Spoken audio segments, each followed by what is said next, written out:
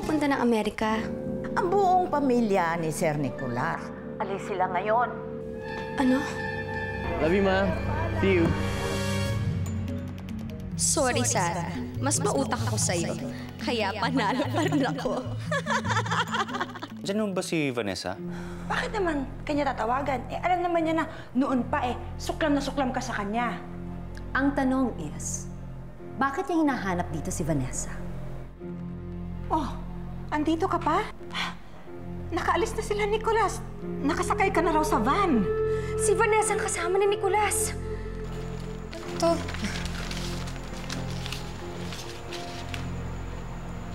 Kickboxing? Sa sobrang bait niya, maraming makakaisip na abusuhin siya. Pupunta na kami ng Amerika. At hindi man sila makikita kahit kailan. Hayop ka, Vanessa. Hayop ka! Hayop! Hayop ka! Vanessa? Yes, Baba. Anything? Mama!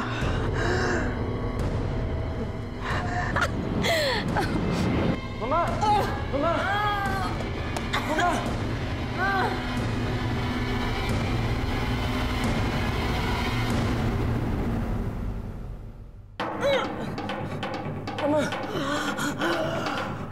Mama!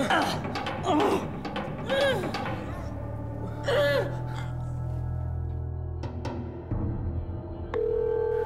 Kuya, si Yago to. Si Mama ay natake sa puso. Si Mama ay natake sa puso. Dali mo sa bahay ngayon din ang kotse. Bilisan mo. Huwag pa tayo babalik. Malilate na tayo sa flight namin. Si Mama ay natake sa puso. Pampasira talaga ng plano matandang yan. Ano? Bakit mo pinigilan? Sana hinayaan mo na lang siyang umalis. Fritzy, nakakaawa naman yung tao. Wala siyang ibang mapupuntahan. Siya naman na may gustong umalis, hindi ba? Sana hinayaan mo na lang. Alam mo, hindi mo alam baka bukas ikaw pang masama niyan. Hindi naman niya gagawin yun eh. Alam mo, malinaw naman sa kanya na tinutulungan ko lang siya. At sinabi ko naman sa kanya na parang project lang siya sa akin. Ewan ko sa'yo. Bahala ka na. Sumasakit lang ang pangako sa kakapaalala sa'yo.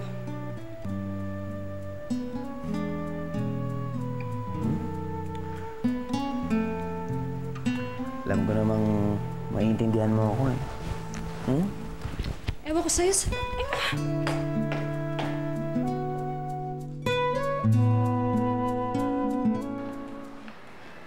Dugo?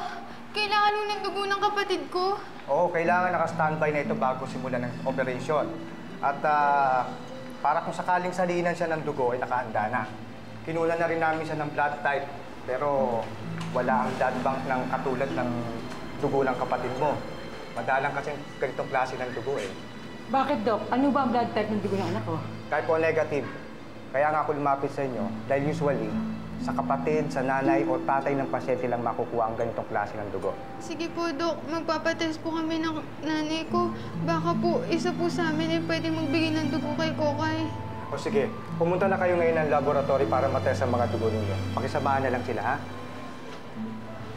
Nak, saan naman tayo kukuha ng pambayad? Ano nang muna intindihin yun, Nay? Problemahin na lang natin yun pag alam natin okay na si Kokay, ha? O sige, nurse. Ano ba naman yung bagoong niya ng baho-baho? Hanggang dito naaamoy ko. Bango nga eh. Oh, hello. Kumusta ka na? Oh, kumakain ka na naman? Ang sarap ng pinakbit mo eh. Ang sabihin mo, matakaw ka. Upo ka nga dyan. Ikaw naman, gusto mo lang sabihin ko na masarap ka magluto. Hoy, hoy, hoy! Alam ko na yata yun, no? Marami nang nagsabi nun sa akin. Oh! Shh. Alam mo, Carlos, ikaw, tingnan mo yan, oh. May ulam at kanin ka pa yata sa bibig. Ano pa? Kumain ka para kang bata. Ayan dyan, oh. Oh. Wala, hindi tinga. Ayan, ayan. Aba, sumusobra na talaga tong babaeng to. Sarap. Oh. Kasi, marami pa ako yung adobo ko.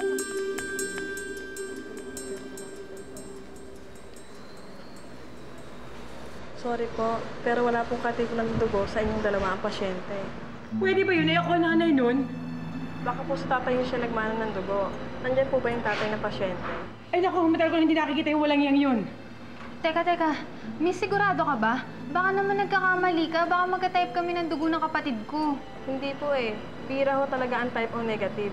Paano ngayon yan? Kausapin niyo na lang po si Doc. Eh anak, saan tayo kukuha ng dugo? Magtatanong na lang ho ako, inay. Kahit ho sa mga klase ko.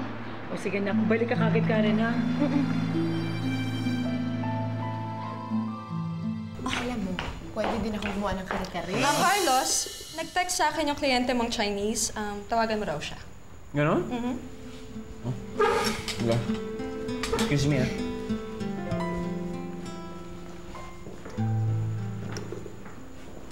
Lara, mag-usap nga tayo. Tungkol saan? Kay Carlos. May gusto ka ba sa boyfriend ko? Oh, bakit hindi ka makasagot? Manong, wala na ba ibibilis? Pakibilisan naman! Bakit hindi na lang sila ang magdala kay Mama sa ospital? Ano ka ba naman? You seem so cool about it. Hindi pala, sige naman doktor, di ba? So, ano magagawa mo? Hindi mo rin naman siya magagamot kung babalik tayo din. Alam kong hindi ko magagamot ang mama. Pero nag-aalala ako. Ba't hindi ka ba nag-aalala? Nanay, bumalik na tayo. Kawawa naman si Lola. He, tumigil ka dyan! Ano ka ba? You're so indifferent. Akala ko ba close kayo ni mama? Oh, siya. Sige na, fine. Bumalik kung babalik. Bumalik. Daddy, ba kung ano mangyayari kay Lola? Don't worry. Walang mangyayari kay mama, okay? O ano, Lara? May gusto ka ba kay Carlos? Ha? Wala ah. Wala akong gusto doon. Mabuti naman kung ganon.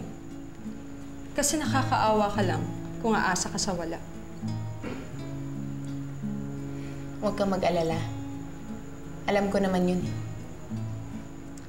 Minsan kasi ang babae, pag napapakitaan ng kabaitan ng lalaki, may iba interpretation nila doon. Nagpapaalala lang ako sa'yo na sadyang mabait si Carlos. At wag na wag mong aabusuhin yun. Dahil hindi ka magugustuhan ni Carlos. Hayaan mo. Tatandaan kong mabuti yung sinabi mo.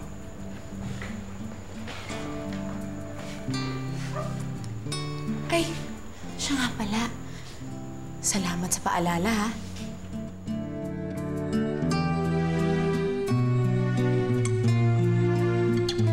Manang! Manang! Manang! Mama! Yago, ano nangyayari kay Mama? At Vanessa, anong ginagawa mo rito? Ba pumunta na kayong American ni Kuya Nicolas?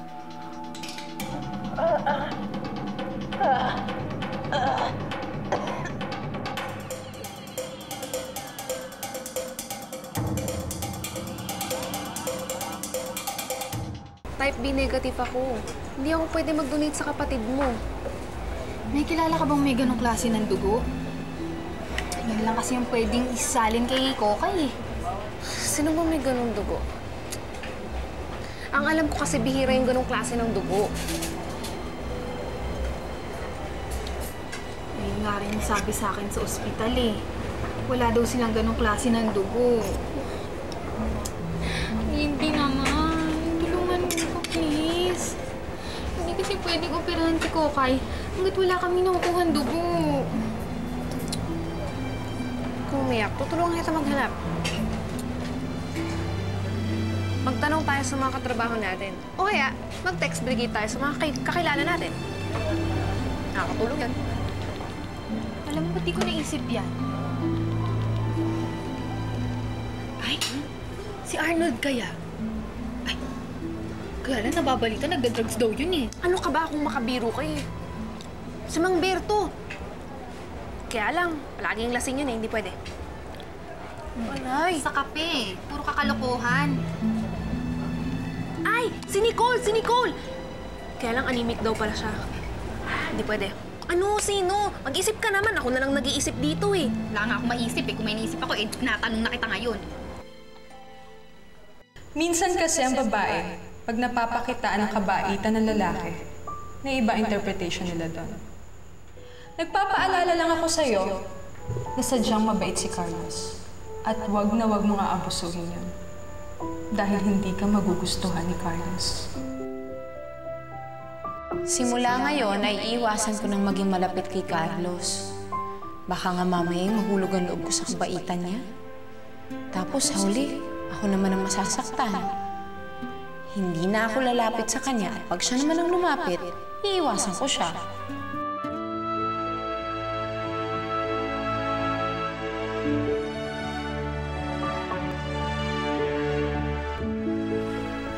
Lara.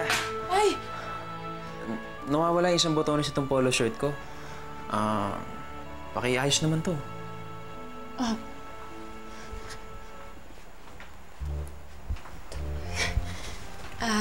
Hindi. Nandito yun eh. Sir, pupuntahan ko na lang si Manang Gina. Siya na lang yung pagagawin ko nito. Sandali lang. Ano nangyari doon? Ba't ka na andito, Ate Vanessa? Hindi ka ba sumama sa kanila? Yagong mama, kailangan natin siya dalhin sa ospital. Oo, tatawagin ko na si Manang. Huwag na. Tayo na lang. Ikaw na magmaneho, dali. Bakit? Parang may kasama tayo. Huwag na, tayo na, dalihan mo na. Buhatin natin ang mama. Teka lang.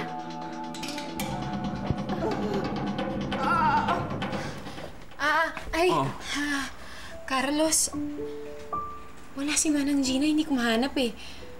Ako na lang magtatahi nito, ah.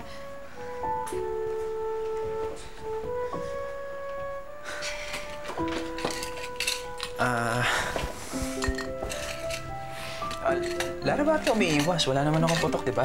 Mabaho ba ako? Hindi ah. Ako yung mabaho. Ano nga kasi? Ang lagkit-lagkit ko na, kaya nakakahiya sa'yo. Yun lang pala, dali-dali lang yan eh. Di maligo ka ulit. Okay na yan. Ngayon, pwede ba? Pakilagyan na ng botones tong polo shirt ko. Ano bang problema dyan sa polo mo? Hindi kasi ito, nawalan lang ng isang botones, kaya gusto ko lang sana ipatahi. Ako na lang maglalagay ng botones dito sa polo mo. Teka, marunong ka ba? Ano bang akala mo sa akin? Porket sosyal at mayaman, maganda at sexy, hindi ko kayang gawin ang mga trabahong pang mahirap? Ako nang gagawin to. May swing kit ako dyan.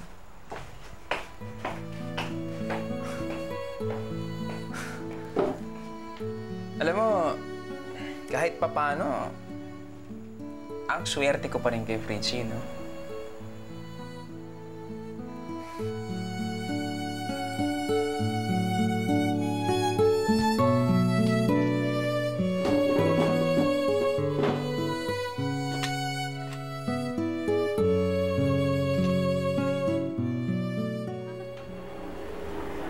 Type B ka. Sige, salamat na lang ha. Thank you.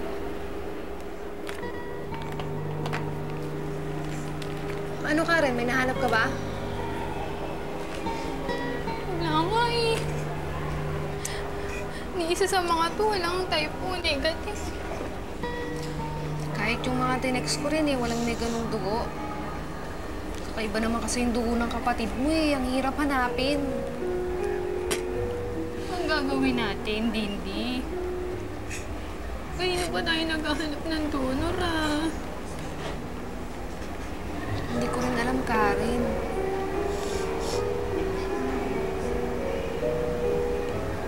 Paano kung wala tayong makitang donor? Paano kung mamatay si Kokay? Hindi, ayoko eh. Ayoko. Huwag kang mag-alala. I'm sure merong mabait na tao dyan na mahahanap natin siya na pareho ng dugo ni Kokay. Huwag ka mawala ng pag-asa. Kaya mo yan. Hello, Kuya. Dinala na namin si Mama sa ospital. Tol, sa ospital ba yan? Dito sa St. Joseph Medical Center. O sige, didiretso na kami dyan. Bakit tayo didiretso sa ospital? Pupunta muna tayo sa Wala nang panahon. Ano ka ba? Ano pa ba gagawin mo sa mansyon? I just don't want to bring the kids at the hospital. Paano kung may masagap silang sakit doon at mahawa yung mga yan? Don't worry, they'll be fine. Bahala ka. Okay, Tol. Papunta na kami dyan ngayon din. Opo, kuya. Si Ate Vanessa yung kasama ni Kuya. Boses niya yung narinig ko. Pero, bakit? Ba't naandito rin si Ate Vanessa?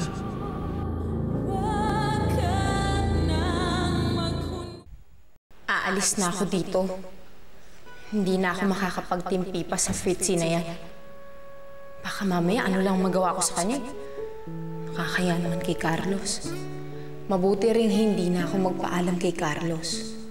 Pag wala na sila, tsaka ako aalis.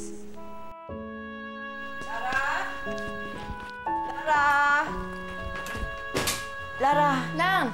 Pinapatawag ka ni Carlos. Nandyan yung magtuturo sa'yo ng martial arts. O sige po. Susunod na lang ho ako. Diyos ko.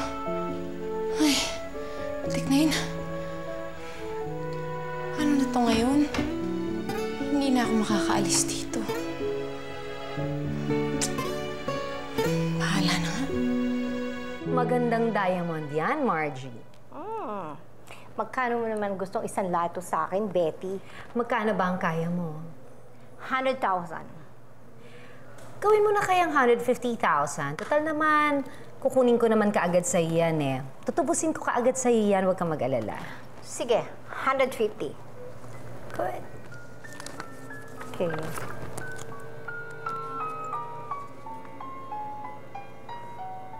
Mukhang kinapos ka yata ng cash ngayon, Betty.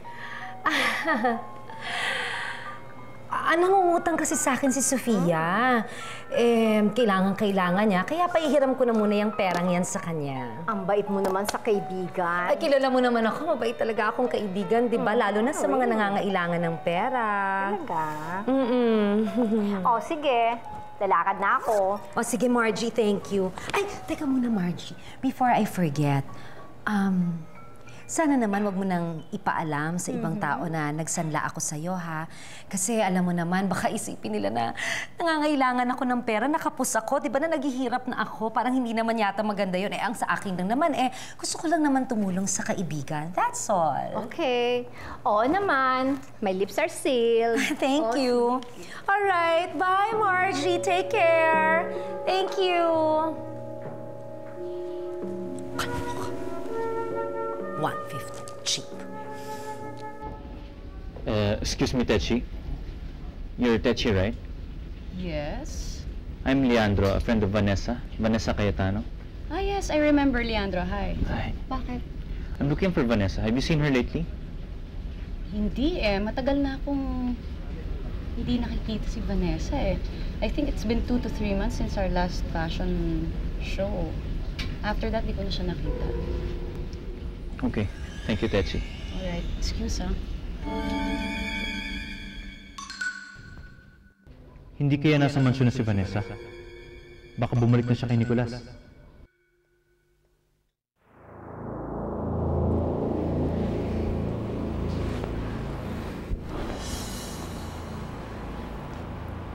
Iago, bakit? Sino ka? Anong sino ko? Akong Ate Vanessa mo. Hindi ako naniniwala. Kausap ko si Kuya Nicolas. Kasama niya si Ate Vanessa. Pero bakit may Vanessa pa rin dito? Ba't di ka makasagot? Sino kasabi? Bakit di ka makasagot? Sino kasabi?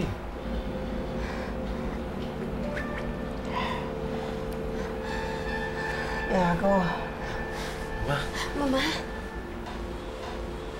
Saan ako? Mama, dinala ka namin sa ospital. Inatake ka sa puso. Iago, tumawag ka sa bahay, ha? Sabihin mo kay Petra, maghanda siya ng mga gamit. Padala niya dito. Opo, Mama.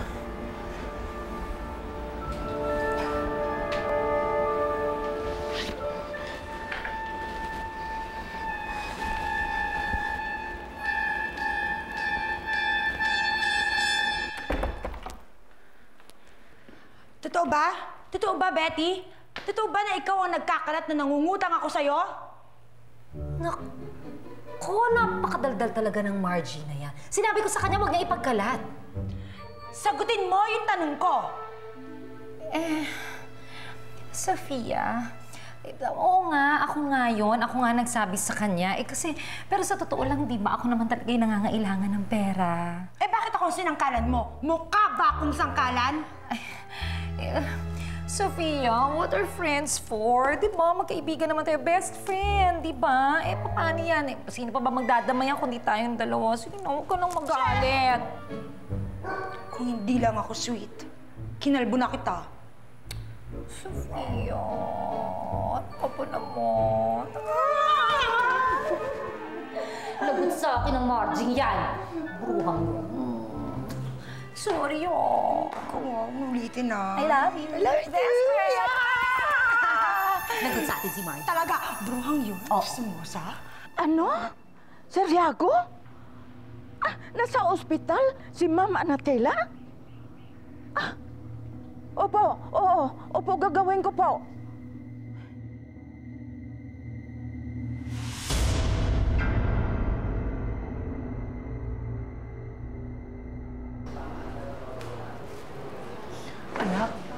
Anak, nakakita ba kayo ng donor? Wala po eh. Paano yun, anak? Kahit dito sa ospital, wala eh. Ano pong sabi ng doktor? Kanina kausap po ang doktor. Ang sabi nga, anak, kailangan maoperahan agad si Kokay. Dahil kung hindi, magiging panganib ang buhay ni Kokay. Anak, ayoko mawala ang kapatid mo. Gumawa tayo ng paraan. Mamamatay si Kokay, anak. Gawa namin paraan. Nanay, mabait po ang Diyos. Hindi mo na tayo pababayaan. Okay ko.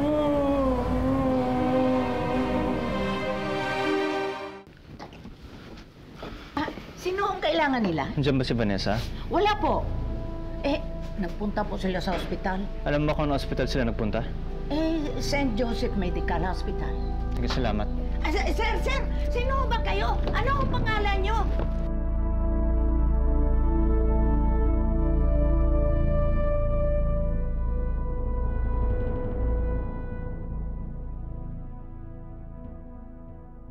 Si Ate Vanessa kaya talaga yung kasama ni Kuya. O baka naman ibang tao yun. Kaboses lang ni Ate Vanessa. Shadow! Kamusta, Mama? Ha? Si Vanessa? Yago, ano nangyari sa'yo? Sabi ko, kamusta, Mama?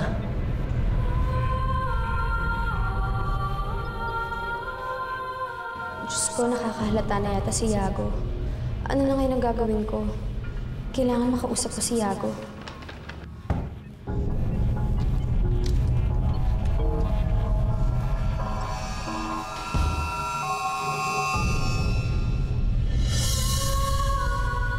Yago, ano ba nangyari sa'yo? Tingin ka ng tingin sa Ate Vanessa mo. Ang sabi ko, kamusta ang Mama? Sa kwarto. O, hindi ka na. Sumama na kami sa kanya.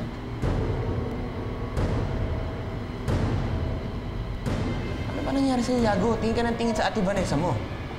Si Vanessa, magkakaharap kami. Malaking gulo to. Anong ginagawa nila sa ospital? Sinong nandun? Hindi kaya si Vanessa? Kailangan makasigurado ako.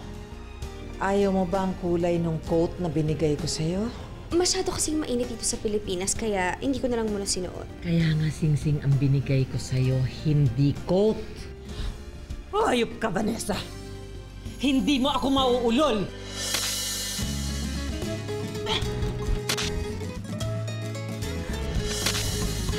Kailan makikita ang hanap? Kailan makakamit ang pangarap? Ikaw ang aking tanging hiling na hindi matupad. Saan ba nagkamali? Ito ba ang sukli at pag-ibig mo'y mapagkunwari?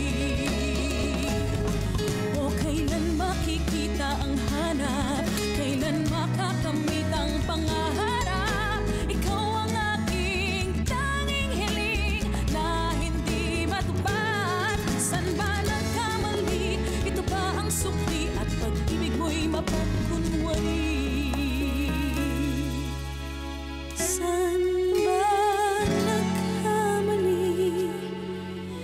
ito ba ang sukli?